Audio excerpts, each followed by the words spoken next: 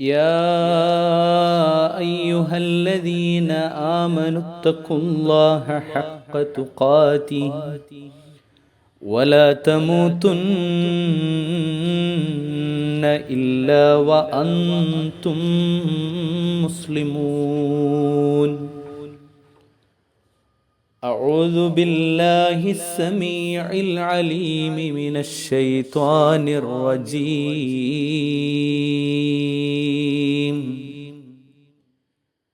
بسم الله الرحمن الرحيم.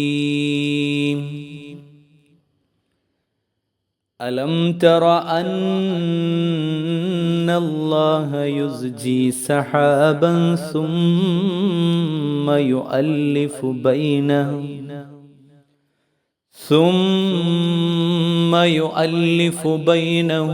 ثم يجعله ركاما فترى الودق يخرج من خلاله وينزل من السماء من جبال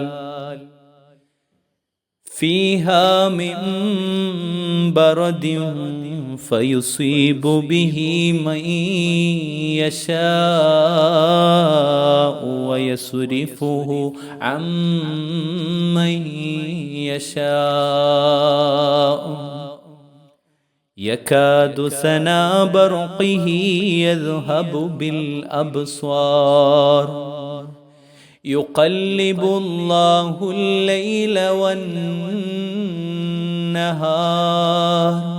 إن في ذلك لعبرة لأولي الأبصار. أيها الإخوان والأخوات، أوصيكم عباد الله وإياي أولا بتقوى الله.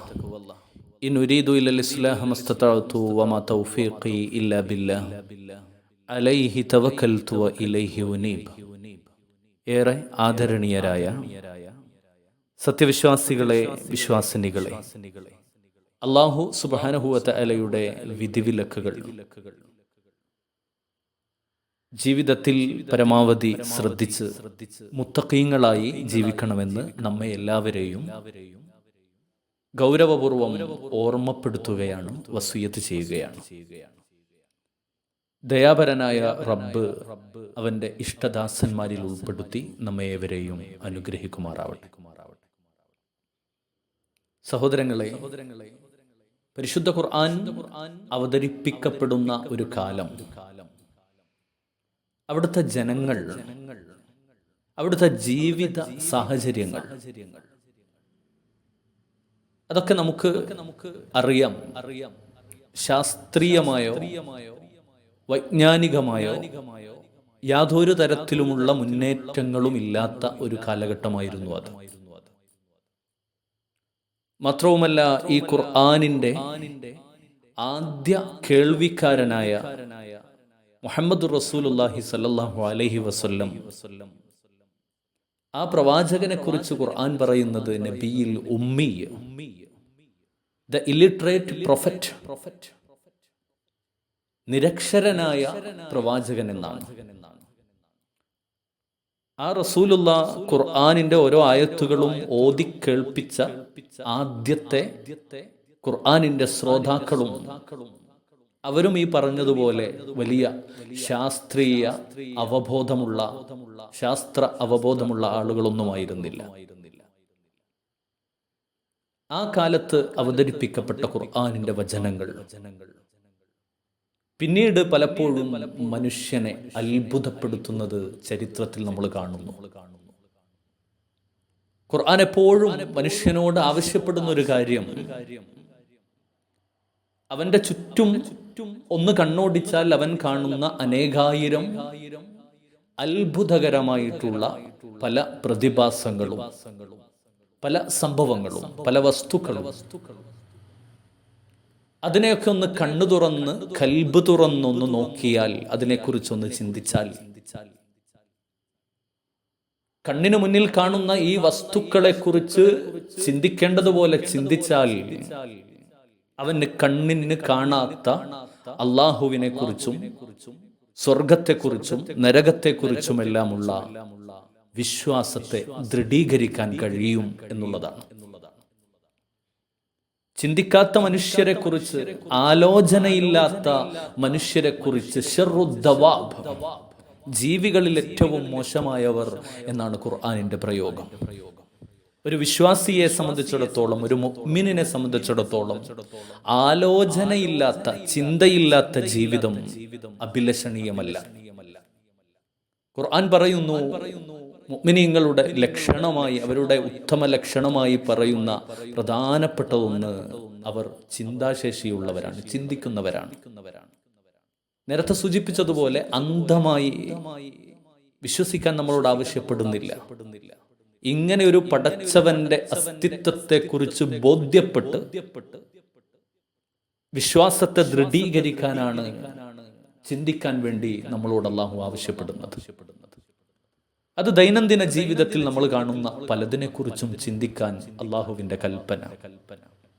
ഖുർആൻ പറയുന്നത് നോക്കൂ നിങ്ങൾ, ഇന്ന ഫീ ഖൽഖിസ് സമാവാതി വൽ അർളി വഖ്തിലാഫിൽ ലൈലി വന്നഹാർ ലആയാതിൻ ലിഉലിൽ അൽബാബ്. തീർച്ചയായും ആകാശഭൂമികളുടെ സൃഷ്ടിപ്പിലും സംവിധാനത്തിലും രാവും പകലും മാറി മാറി വരുന്നതിലുമെല്ലാം ബുദ്ധിയുള്ള മനുഷ്യർക്ക് ഒരുപാട് ദൃഷ്ടാന്തങ്ങളുണ്ട്, അള്ളാഹുവിൻ്റെ അടയാളപ്പെടുത്തലുകളുണ്ട് അവിടെയെല്ലാം.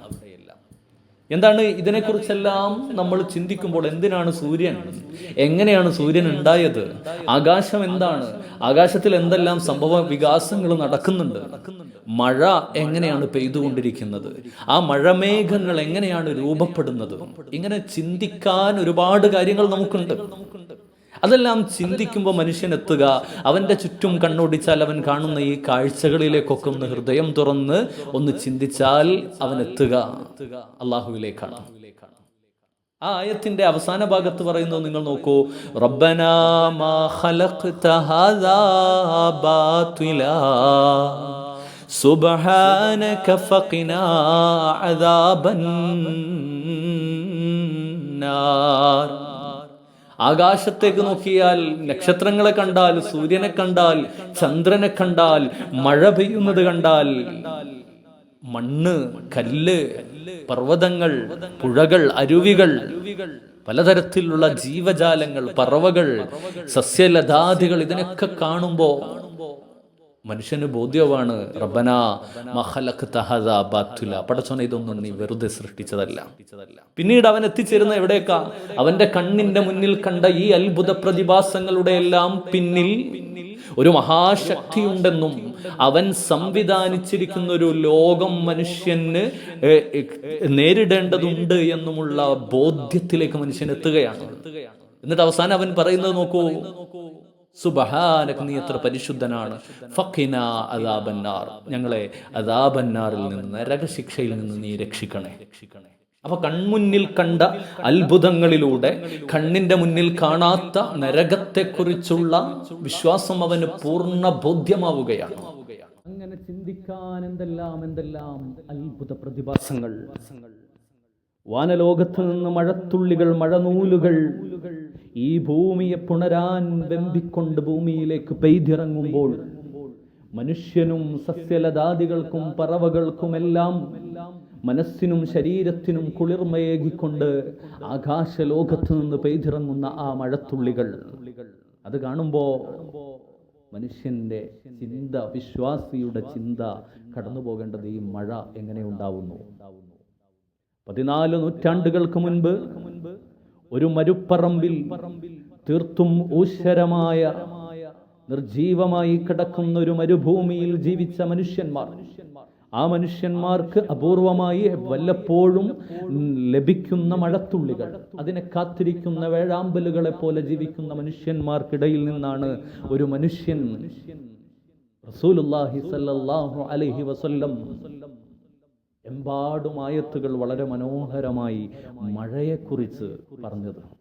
ഇതുപോലെ നമ്മളുടെ കേരളത്തെ പോലെ ജലസമൃദ്ധമായ ജലവിഭവം സമൃദ്ധമായിട്ടുള്ള ഒരു പ്രദേശത്ത് ജീവിക്കുന്ന ഒരാളെ പോലെ അതിമനോഹരമായി റസൂലുള്ളാഹ് ഖുർആനിന്റെ ആയത്തുകൾ മഴയെക്കുറിച്ച്, മഴമേഘങ്ങൾ രൂപപ്പെടുന്നതിനെ കുറിച്ച്, ആ മഴത്തുള്ളികൾ ഭൂമിയിലേക്ക് പെയ്തിറങ്ങുന്നതിനെ കുറിച്ച്, ആ മഴത്തുള്ളികൾ ഭൂമിയെ പുണരുമ്പോൾ ഉണ്ടാവുന്ന ജീവന്റെ തുടിപ്പുകളെ കുറിച്ച് പറഞ്ഞത്.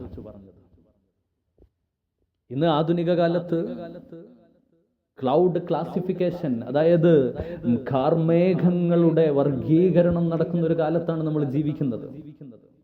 വളരെ ചെറിയ കണികകൾ മുതൽ വളരെ വലിയ മഞ്ഞുപാളികൾ, മഞ്ഞുമലകൾ വരെ കാർമേഘങ്ങൾക്കുള്ളിൽ രൂപപ്പെടുന്നു, ആകാശലോകത്ത് രൂപപ്പെടുന്നു, അന്തരീക്ഷത്തിൽ രൂപപ്പെടുന്നു എന്ന് ആധുനിക ശാസ്ത്രം കണ്ടുപിടിക്കുകയാണ്.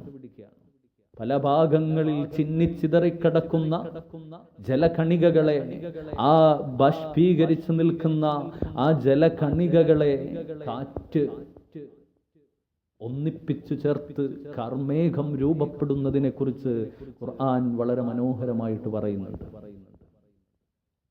ഖുർആൻ ചോദിക്കുന്നു, അലം തറ അന്നല്ലാഹ യുസ്ജി സഹാബാ ثم يؤلف بينه ثم يجعله ركاما. മനുഷ്യ, നീ കാണുന്നില്ലേ? ഒന്ന് കണ്ണു തുറന്ന് നോക്ക്, ഒന്ന് കൽബ് തുറന്നു പിടിച്ചൊന്ന് നോക്ക്. ഇതൊക്കെ തുറന്നു പിടിച്ചാൽ ഫബിഅയ്യി ആലാഇ റബ്ബികുമാ തുകസ്സിബാൻ, നീ ഇതിൽ ഏതിനെയാണ് നിഷേധിക്കുന്നത് മനുഷ്യരെ, ജിന്നുകളെ എന്ന് ഖുർആൻ സൂറത്തുർ റഹ്മാനിൽ ആവർത്തിച്ച് ചോദിച്ചത്. ഈ അത്ഭുതങ്ങളൊക്കെ കണ്ടിട്ടും എങ്ങനെ നിനക്ക് വഴിതെറ്റാൻ സാധിക്കുന്നു? എങ്ങനെ അള്ളാഹുവിൽ നിന്ന് അകലാൻ സാധിക്കുന്നു? ആ കാർമേഘങ്ങൾ രൂപപ്പെടുകയാണ്. കാറ്റ് ജലകണികകളെ ഒന്നിപ്പിച്ച് ചേർത്തിങ്ങനെ കൊണ്ടുവന്ന് മേഘങ്ങളാക്കി രൂപപ്പെടുന്നു. എന്നിട്ട് ആ മേഘങ്ങളിൽ നിന്ന്, അവക്കിടയിൽ നിന്ന് ജലകണികകൾ മഴത്തുള്ളികളായി പെയ്തിറങ്ങുന്നത് നിങ്ങൾ കാണുന്നില്ലേ? വയുനസ്സിലു മിനസ്സമാഇ മിൻ ജിബാലിൻ ഫീഹാ മിൻ ബർദിൻ ഫയുസീബു ബിഹി മൻ യശാഉ വയസ്രിഫുഹു അമ്മൻ യശാഉ. മനുഷ്യ, നീ കാണുന്നില്ലേ ആ കാർമേഘങ്ങളിൽ വലിയ പർവ്വതങ്ങൾ രൂപപ്പെടുന്നത്? മഞ്ഞു കണങ്ങൾ കൊണ്ടുള്ള വലിയ പർവ്വതങ്ങൾ. ലോകത്ത് ഒരിക്കലും നാശമുണ്ടാവുകയില്ല എന്ന് പറഞ്ഞ് അഹങ്കാരത്തോടുകൂടി പുറപ്പെട്ട ടൈറ്റാനിക് എന്ന കപ്പൽ, ലോകത്തിലെ ഏറ്റവും വലിയ കപ്പൽ, ആ കാലത്ത് ആ കപ്പൽ തകർന്നുപോയത് കടലിൽ മുങ്ങിക്കിടന്നിരുന്ന, പുറത്തേക്ക് അല്പം മാത്രമുണ്ടായിരുന്ന, ഇങ്ങനെ പുറമെ കാണുമ്പോൾ വളരെ കുറച്ച് മാത്രം ഉണ്ട് എന്ന് തോന്നിപ്പിക്കുകയും അടിഭാഗത്തേക്ക് വളരെ വിശാലമായി കിടക്കുകയും ചെയ്യുന്ന ഒരു മഞ്ഞുപാളിയിൽ തട്ടിയിട്ടായിരുന്നു ആ കപ്പൽ ഛിന്നഭിന്നമായി പോയത്. അങ്ങനെ കടലിൽ രൂപപ്പെടുന്ന മഞ്ഞുപാളികളെക്കാൾ വലിയ മഞ്ഞുമലകൾ കാർമേഘങ്ങളിൽ രൂപപ്പെടുന്നുണ്ട് എന്നുള്ളത് ആധുനിക ശാസ്ത്രം ആ തിരിച്ചറിവിലേക്ക് ഇന്നെത്തി നിൽക്കുമ്പോൾ, മഴയില്ലാത്ത മരുഭൂമിയിൽ നിന്നാണ് ഈ ആയത്തുകൾ റസൂലുള്ളാഹി ഓതി കേൾപ്പിക്കുന്നത്. എപ്പോ? 1400 കൊല്ലങ്ങൾക്കപ്പുറം നിന്ന്. എന്നിട്ട് പറയുന്നൊരു കാര്യം ചിന്തിച്ചു നോക്കൂ, അത്ഭുതമല്ലേ? فيصيب به من يشاء ويصرفه عمن يشاء. ആ കാർമേഘങ്ങൾ ഇങ്ങനെ ഏത് പ്രദേശത്ത് പെയ്തിറങ്ങണമെന്ന് അല്ലാഹു തീരുമാനിക്കുകയാണ്. ചെറുവണ്ണൂർ മഴയുള്ളപ്പോ മുയിപ്പോത്ത് മഴയില്ല, മുയിപ്പോത്ത് മഴ പെയ്യുമ്പോ തിരുവള്ളൂർ മഴയില്ല. അങ്ങനെ ഏത് പ്രദേശത്ത് അത് പെയ്യണം, പെയ്യാതിരിക്കണം എന്നൊക്കെ പടച്ചവന്റെ തീരുമാനമാണ്. അല്ലാത്തൊരത്ഭുതമല്ലേ? ഈ അത്ഭുതങ്ങളെയെല്ലാം ചിന്തിക്കാൻ അള്ളാഹു നമ്മോട് ആവശ്യപ്പെടുകയാണ്.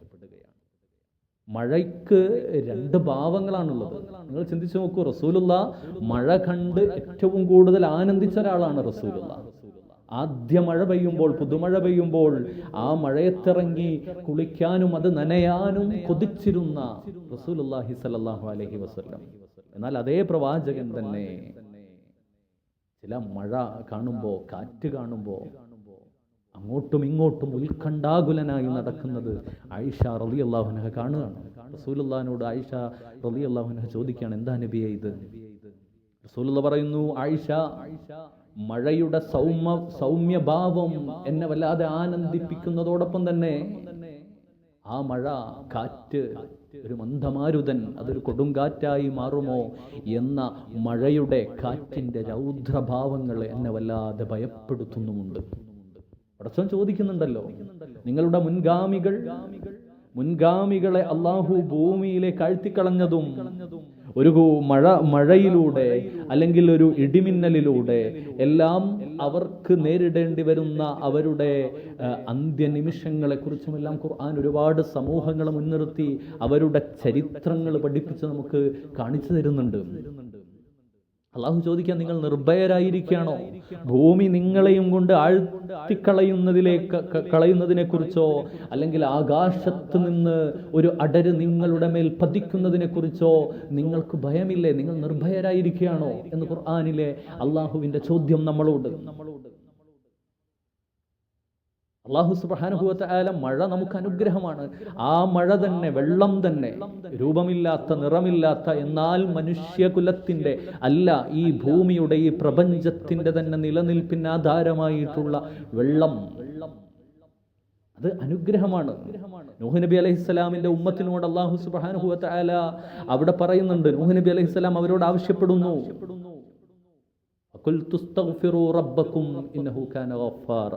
നിങ്ങൾ അള്ളാഹുവിനോട് ഇസ്തിഗ്ഫാർ നടത്തൂ, നല്ല നിലക്ക് നടക്കൂ, നിങ്ങൾ നല്ലതായിട്ട് ജീവിക്കൂ. എന്നാൽ അള്ളാഹു നിങ്ങൾക്ക് ആകാശലോകത്ത് നിന്ന് മഴത്തുള്ളികൾ നിങ്ങൾക്ക് ഇറക്കിത്തരും. നിങ്ങളുടെ കണ്ണിന് ആനന്ദമാകുന്ന തോട്ടങ്ങൾ നിങ്ങൾക്ക് അള്ളാഹു നൽകും. ആ തോട്ടങ്ങളിൽ കൂടെ നിങ്ങളുടെ ഹൃദയങ്ങളെ പുളകിതമാക്കിക്കൊണ്ട് ഒഴുകുന്ന അരുവികൾ പടച്ചവൻ നിങ്ങൾക്ക് നൽകും. അനുഗ്രഹമായിട്ട് മഴയെ പറയുന്നു. എന്നാൽ അതേ മഴ, വെള്ളം, അത് തന്നെയായിരുന്നു നൂഹ് നബി അലൈഹിസ്സലാമിന്റെ സമൂഹത്തെ നശിപ്പിച്ചത്. അതിന് അള്ളാഹു ഉപയോഗിച്ച ടൂളും അത് തന്നെയായിരുന്നു. നമുക്ക് കാണാം, പ്രളയം, മഹാപ്രളയം. അപ്പൊ നമ്മൾ ഈ കാലവർഷത്തിന്റെ രണ്ട് ഭാവങ്ങളാണ് ഞാൻ പറയുന്നത്. റസൂലുള്ളാഹി സ്വല്ലല്ലാഹു അലൈഹി വസല്ലമയുടെ അടുക്കൽ മദീനയിൽ മിമ്പറിൽ റസൂലുള്ള ഖുതുബ നടത്തിക്കൊണ്ടിരിക്കുമ്പോൾ ഒരു മനുഷ്യൻ വരുന്നു, നബിയെ, മഴയില്ല, ദുആ ചെയ്യണം. അള്ളാന്റെ റസൂൽ കൈകൾ ഉയർത്തി, ആകാശലോകത്തേക്ക് കൈകൾ ഉയർത്തി ദുആ ചെയ്തു. അല്ലാഹുമ്മ ഗൈസ്നാ ഗൈസൻ മുഗീസ, അല്ലാഹുവേ, ഉപകാരപ്രദമായ മഴ ഞങ്ങൾക്ക് നീ നൽകണേ. മഴ അങ്ങ് പെയ്യാൻ തുടങ്ങി. മദീനയുടെ മുകളിൽ കാർമേഘങ്ങൾ ഉരുണ്ടുകൂടാൻ തുടങ്ങി. ആ മഴത്തുള്ളികൾ ഇങ്ങനെ ഒരാൾ കരയാൻ വെമ്പി നിൽക്കുന്ന കണ്ണുനീർ തുള്ളികൾ കരയാൻ വെമ്പി നിൽക്കുന്നത് പോലെ കാർമേഘങ്ങൾ ഉരുണ്ടുകൂടി ഇങ്ങനെ നിന്ന് ആ മഴത്തുള്ളികൾ ഭൂമിയിലേക്ക് പെയ്തിറങ്ങി. മഴ അങ്ങ് പെയ്യാൻ തുടങ്ങി. മഴ പെയ്ത് അധികമായ മഴ അത് വഴികൾ തടസ്സപ്പെടുത്തി. ആളുകൾ അങ്ങോട്ടും ഇങ്ങോട്ടും പോകാൻ വയ്യാതെയായി. ജനജീവിതം ദുസ്സഹമായി. അടുത്ത വെള്ളിയാഴ്ച ഇതേ മിമ്പറിൽ ഇതേ വ്യക്തി റസൂലുള്ളാഹി സ്വല്ലല്ലാഹു അലൈഹി വസല്ലം ഖുതുബ പറഞ്ഞുകൊണ്ടിരിക്കുമ്പോൾ വീണ്ടും വന്നു, നബിയെ, മഴ അധികമായി, നിങ്ങൾ പ്രാർത്ഥിക്കണം. അല്ലാഹുവിന്റെ റസൂൽ ദുആ ചെയ്തു, അല്ലാഹുമ്മ ഹവാലൈന വലാ അലൈന, പടച്ചോനെ, ഞങ്ങൾക്കിത് മതി. ഇനി മഴ ആവശ്യമുള്ളവർക്ക്, വെള്ളം ആവശ്യമുള്ളവരിലേക്ക് നീ ഇത് കൊണ്ടുപോകണേ. അപ്പൊ ഇതിന്റെ രണ്ട് ഭാവങ്ങളാണ്. എന്തിനും ഈ രണ്ട് ഭാവങ്ങൾ നമുക്ക് കാണാം. ഒരു ചെറുകാറ്റ്, ഒരു മന്ദമാരുതൻ എന്നൊക്കെ നമ്മൾ പറയുന്ന ഒരു കുളിർക്കാറ്റ് നമുക്കൊരു ആശ്വാസമാണെങ്കിൽ, ആ കാറ്റിനൊന്ന് വേഗത കൂടിയാൽ, അത് കുറച്ചു നേരം നീണ്ടു നിന്നാൽ എന്താണ് അനുഭവം നമുക്കറിയാം. അതുകൊണ്ട് തന്നെ ഓരോ അനുഗ്രഹങ്ങളെക്കുറിച്ചും നന്ദിയോടെ സ്മരിക്കുകയും അതിൻ്റെ പിന്നിലുള്ള ശക്തിയായ അള്ളാഹുവിനെ കുറിച്ച് ചിന്തിക്കുകയും നന്ദി ബോധമുള്ളവരായി ജീവിക്കുകയും ചെയ്യണം. നമ്മൾ കാലത്തെ കുറ്റം പറയരുത്. അല്ലാഹു സുബ്ഹാനഹു തആല പറയുന്നു, മനുഷ്യൻ എന്നെ വല്ലാതെ ബുദ്ധിമുട്ടിക്കുന്നു. എങ്ങനെയാ മനുഷ്യൻ പടച്ചോനെ ബുദ്ധിമുട്ടിക്കുക? അത് സംഭവിക്കില്ലല്ലോ, മറിച്ച് അതൊരു പ്രയോഗമാണ്. അല്ലാഹു സുബ്ഹാനഹു തആല പറയാണ്, മനുഷ്യൻ അവൻ എന്നെ വല്ലാതെ ബുദ്ധിമുട്ടിക്കുന്നു. എങ്ങനെ? അവൻ കാലത്തെ കുറ്റം പറയുന്നു. യസുബ്ബുദ്ദഹർ, അവൻ കാലത്തെ കുറ്റം പറയുന്നു. നിങ്ങൾ കാലത്തെ കുറ്റം പറയരുത്, റസൂലുള്ള പറഞ്ഞു. പടച്ചോൻ പറഞ്ഞു, ഞാൻ തന്നെയാണ് കാലം. അതാണല്ലോ കാലം. അതിൻ്റെ തുടക്കം എവിടെയാണ്, അതിൻ്റെ ഒടുക്കം എവിടെയാണെന്ന് നമ്മൾ അന്വേഷിച്ചു പോയാൽ വല്ലാത്തൊരു അത്ഭുതമാണ് ഈ കാലം എന്ന് പറയുന്നത്. മനുഷ്യർ പലരും, ശാസ്ത്രജ്ഞന്മാർ പലരും അതിന്റെ പിന്നാലെ പോയിട്ടുണ്ട്. ഈ അടുത്ത കാലത്ത് വരെ ജീവിച്ചിരുന്ന 2018 മരണപ്പെട്ടിട്ടുള്ള സ്റ്റീഫൻ ഹോക്കിങ്സ് ലോകപ്രസിദ്ധനായിട്ടുള്ള ശാസ്ത്രജ്ഞനാണ്. അദ്ദേഹത്തിന്റെ വിശ്വവിഖ്യാതമായിട്ടുള്ള ഒരു ഗ്രന്ഥമുണ്ട്, a brief history of time. അതിൽ അദ്ദേഹം കാലത്തെക്കുറിച്ച് പഠിക്കുന്നുണ്ട്. കാലം എവിടെ തുടങ്ങി, ഈ പ്രപഞ്ചത്തിന്റെ ഉൽപ്പത്തി എവിടെ നിന്നാണ്, അവസാനം എല്ലാം കഴിഞ്ഞ് ഒടുക്കം അദ്ദേഹം ആ പുസ്തകത്തിൽ അവസാനം പറഞ്ഞു വെക്കുന്നത് എന്തിനു പടച്ചു എന്നുള്ളതാണ്. നമ്മൾ എന്തിനു വേണ്ടിയാണ് ഇത്, എന്തിനു വേണ്ടി ഈ കാലം, എന്തിനു വേണ്ടി ഈ പ്രപഞ്ചം എന്ന് ചിന്തിക്കുമ്പോൾ നമ്മൾ ദൈവത്തിൻ്റെ മനസ്സിൽ എന്താണ് എന്നതിനെക്കുറിച്ച് ചോദിക്കേണ്ടി വരും എന്ന് പറഞ്ഞിട്ടാണ് അദ്ദേഹം അവസാനിപ്പിക്കുന്നത്. എന്ന് പറഞ്ഞാൽ കാലത്തെക്കുറിച്ച് ചിന്തിച്ചാലും, മഴയെക്കുറിച്ച് ചിന്തിച്ചാലും, പ്രപഞ്ചത്തെക്കുറിച്ച് ചിന്തിച്ചാലും, സൂര്യനെക്കുറിച്ചും സൗരയൂഥങ്ങളെക്കുറിച്ചും ഒക്കെ എന്തിനെക്കുറിച്ച് ചിന്തിച്ചാലും അവസാനം നമ്മൾ എത്തുക അള്ളാഹുവിലേക്കാണ്. അപ്പോ ഇതിന്റെ എല്ലാം പിന്നിൽ അല്ലാഹുവാണ്. യുകല്ലിബുല്ലാഹുൽ ലൈല വന്നഹാർ ഇന്ന ഫീ ദാലിക ലഇബ്റതൻ ലിഉലിൽ അബ്സാർ. ചിന്തിക്കുന്നവർക്ക് ദൃഷ്ടാന്തമുണ്ട്. രാവും പകലൊക്കെ മാറി മാറി വരുന്നതും, കാലം മാറുന്നതും, കാലാവസ്ഥ മാറുന്നതും, അന്തരീക്ഷം മാറുന്നതും എല്ലാം പടച്ചവനാണ്. നമ്മളിങ്ങനെ ഇതെന്ത് മഴയാണെന്ന് പറഞ്ഞുകൊണ്ട് കാര്യമില്ല. ഈ മഴ മാറി 2 ദിവസം വെയിലായി. വെയിലാകുമ്പോൾ നമ്മൾ വീണ്ടും പറയും ഇതെന്തൊരു ചൂടാണ്. അതല്ല. നമ്മൾ അനുഗ്രഹങ്ങളെക്കുറിച്ച് ബോധവാന്മാരാവുക, അനുഗ്രഹങ്ങളെ വേണ്ട രൂപത്തിൽ നന്ദിയോടെ സ്മരിക്കുകയും അനുഗ്രഹങ്ങളെ നന്ദിയോടെ ഉപയോഗപ്പെടുത്തുകയും ചെയ്യുക. വെള്ളം റസൂലുള്ള പറഞ്ഞല്ലോ, ഒഴുകുന്ന അരുവിയിലാണെങ്കിലും നിങ്ങൾ വുളു എടുക്കുമ്പോൾ ശ്രദ്ധിക്കണം, ഇസ്രാഫ് പാടില്ല. വെള്ളം നിങ്ങൾക്ക് അനുവദിക്കപ്പെട്ടതാണ്. ആ അനുവദിക്കപ്പെട്ട ഹലാലാക്കി തന്നതിൽ നമ്മൾ അതിര് കടക്കുന്നതിനെയാണ് ഇസ്രാഫ് എന്ന് പറയുക. വെള്ളം ആവശ്യത്തിനെ ഉപയോഗിക്കാൻ പാടുള്ളൂ. അത് എത്ര പെരുമഴ പെയ്യുന്ന കാലത്തായാലും. നമ്മുടെ കേരളത്തിന്റെ ഇപ്പോഴത്തെ സാഹചര്യം നമുക്കറിയാം. മഴ ഇങ്ങനെ പെയ്തുകൊണ്ടിരിക്കുമ്പോൾ വെള്ളമായി, ആവശ്യത്തിന് വെള്ളമായി എന്ന് നമ്മൾ വെള്ളത്തിന്റെ ഈ വല്ലാത്ത അമിതമായി നമുക്ക് കിട്ടിക്കൊണ്ടിരിക്കുന്ന ഈ വെള്ളത്തെക്കുറിച്ചൊക്കെ നമ്മൾ സമാധാനമായി. ഒരു 2-3 മാസം കഴിയുമ്പോൾ നമ്മൾ വീണ്ടും ജലക്ഷാമത്തെക്കുറിച്ച് നമ്മൾ പറയും.